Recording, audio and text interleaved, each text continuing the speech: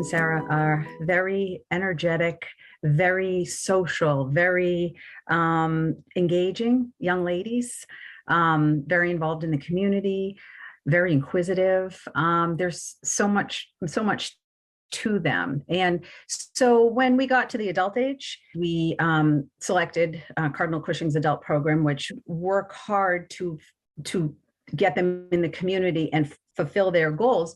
But again, that can only go so far. It only goes so far because it's how much the community will engage these individuals and give them those opportunities. So I've always been very happy with Cardinal Cushing, but I needed more for them. I just needed more for them. And it was my job to say, okay, what does the future look like for Brooke and Sarah? Especially, I've always, even before adult age, have known about this connection they've had with animals, a really uncanny connection. January of 2020, not COVID related, just said, you know what, I'm going to do this. I am going to start a doggy daycare for them. And I sent out a letter. Jack knows this story. It started with a letter.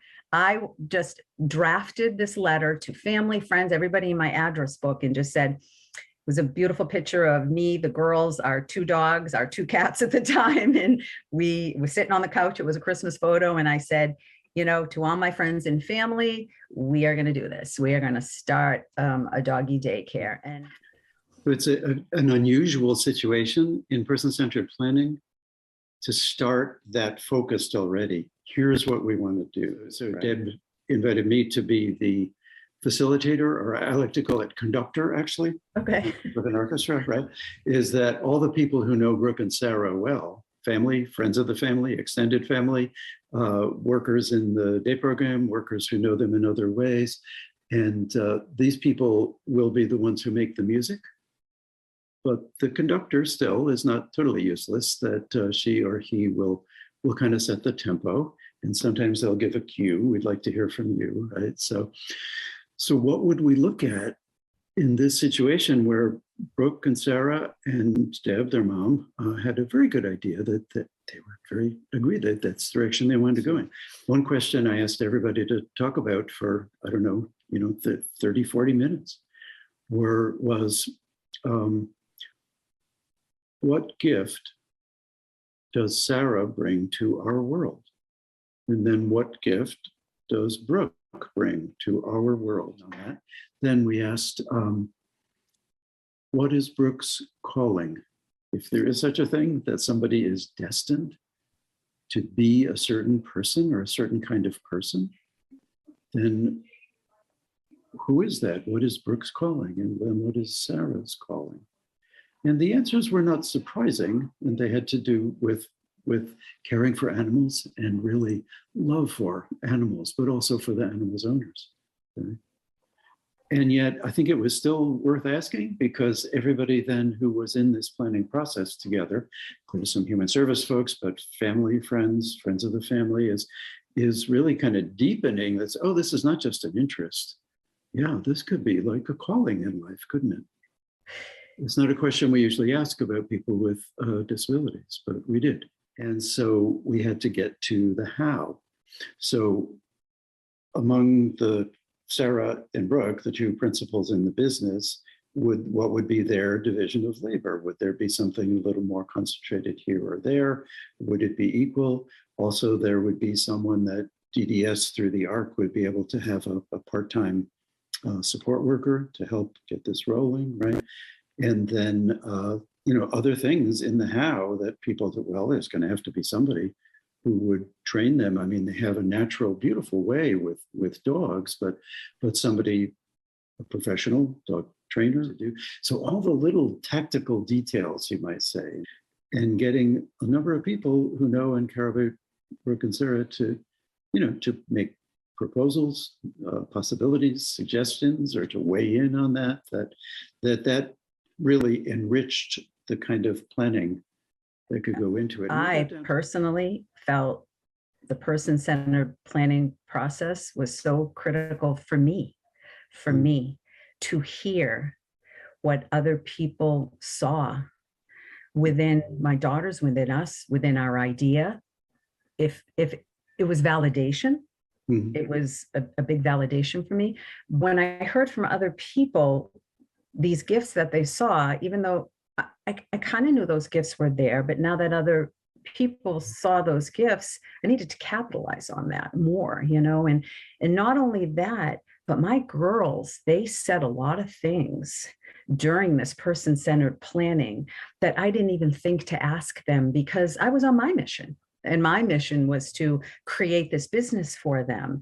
But I almost forgot what other things were important to them. Not just, I will never forget what Brooke said when they were asked what's important from this person, the support person. And Brooke said, for them not to give up. And I still get a little choked up over that because she, and I didn't know this, she was very aware of how support people come and go. That was one of the first things that came out of her mouth. Stick with it and not give up. And it was like, wow. It was just wow, because that was important to her. Had I wouldn't have known that unless we had the person-centered planning. So it sculpted the road I took, some of the roads I took and some of the things I did. So that's why the person-centered planning, I really hone in on when I'm talking to parents, that if you have the opportunity, regardless if you already have the idea, it's going to help you pave the way. And the person-centered planning was, for me, one of the easiest processes because of Jack. So if you have a conductor or a facilitator, they do all the work. They do all the work. They just ask me, who do you want to invite? Who are the people in Brooke and Sarah's life that you think that they would benefit from, the girls would benefit from having a part of this process? There's this whole new group of people that they were honored to be a part of this, I think, and they want to see it through and they want to see it successful. You got all of the participants who are invested in this plan. They're going to try to make their own plan come true, say, because they were part of it. I finally got a sense of relief from the person-centered planning that, whew, I'm not alone.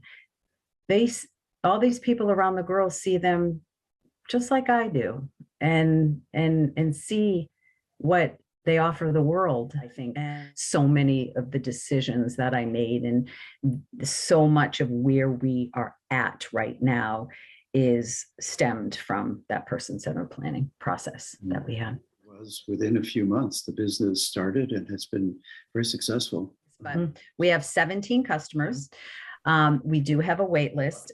Every single time we do a post, I get 2 messages from, on Facebook. Oh, wow. Do you have any availability? We've been called the best daycare in town. All of our customers are in the community, and when we're out in the community, whether it be we go to the hardware store or we go to CVS, we're always seeing our customers, and they're always, it's not just a hello, it's my girls will stop and say, oh, so where is Buddy? Oh, well, he's at home.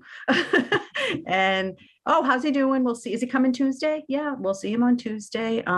So they're really connected to the people within the community and also the businesses. We try to give back as a small business. Instead of going to Lowe's or Home Depot, I go to the local Dewhurst Lumber. Dewhurst, we have their dog. So we buy our supplies from them, and he in turn brings his dog here. This is what community looks like, and this is how we support each other, and it's a give and take.